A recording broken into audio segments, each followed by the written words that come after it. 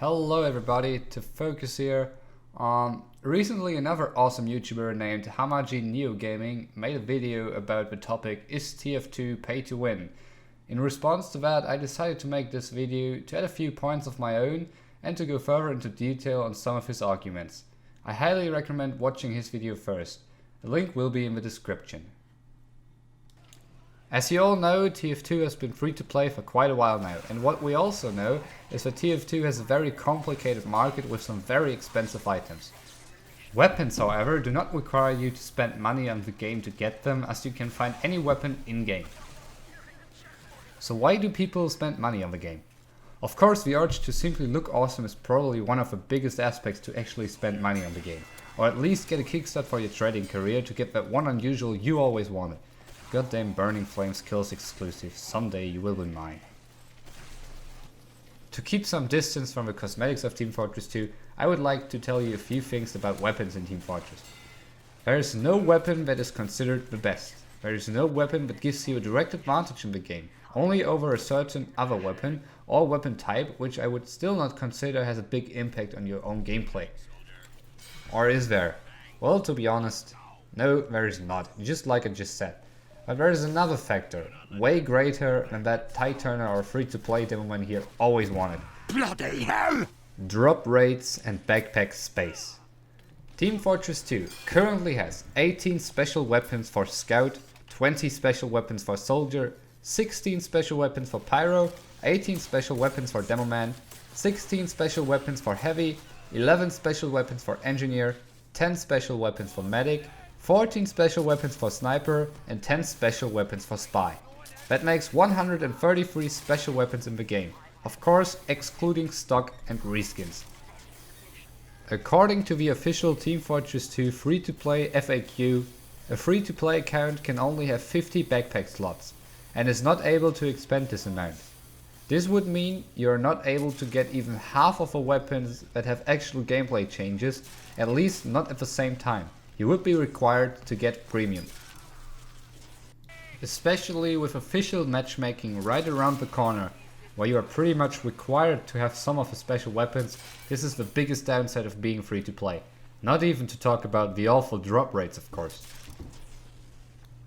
For example, on a map with wide open areas like CP Process, a heavy with a Tomislav will most likely have an advantage over a heavy with a stock minigun, as he is able to hit more bullets due to the Tomislav being more accurate, even though it has 20% less firing speed. The 20% less firing speed are a downside in close quarters though. As some of you might know, I have been involved in the Team Fortress 2 competitive scene for almost 2 years now. I have played both official tournaments and public competitive lobbies. Recently I have been playing with the Gibbous and the Professor specs.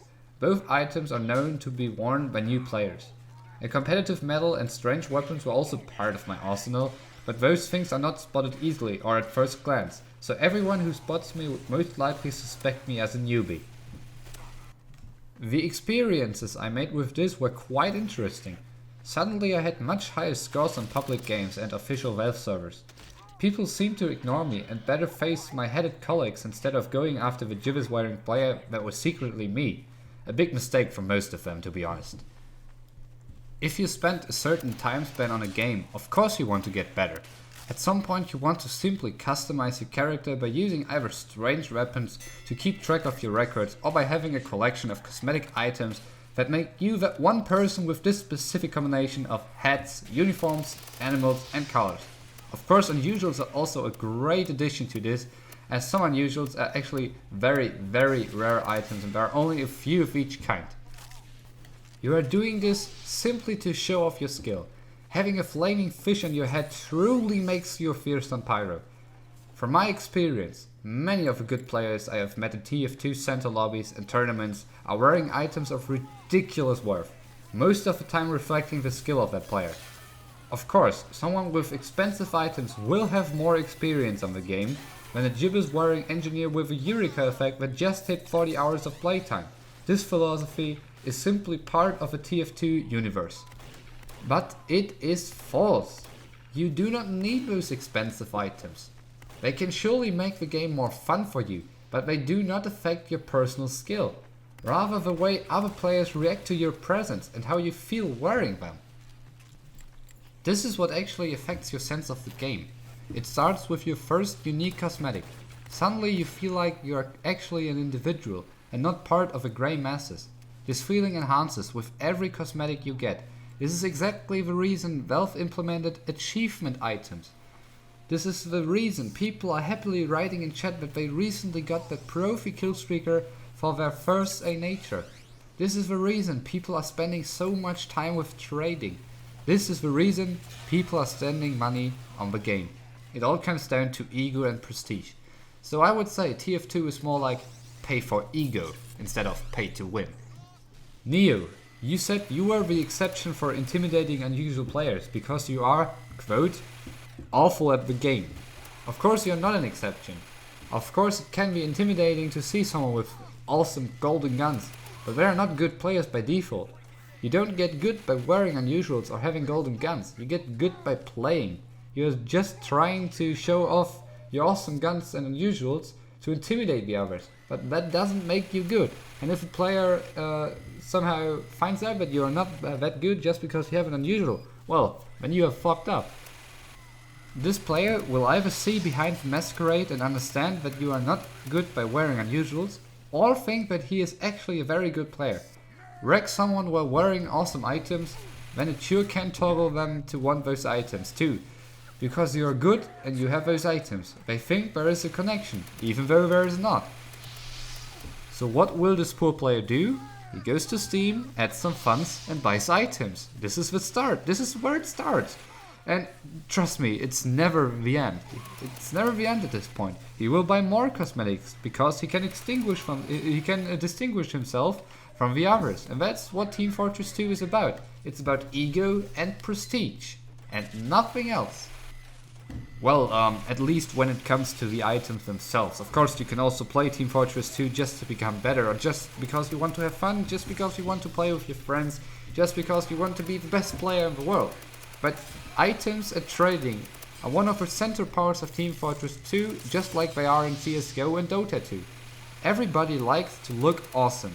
And, well, that's just one of the biggest aspects Team Fortress 2 has to offer. It's just how it is. However, this was my point of view on the topic, is TF2 pay to win? No, it is not. It's free to play. You don't have to pay anything in the game.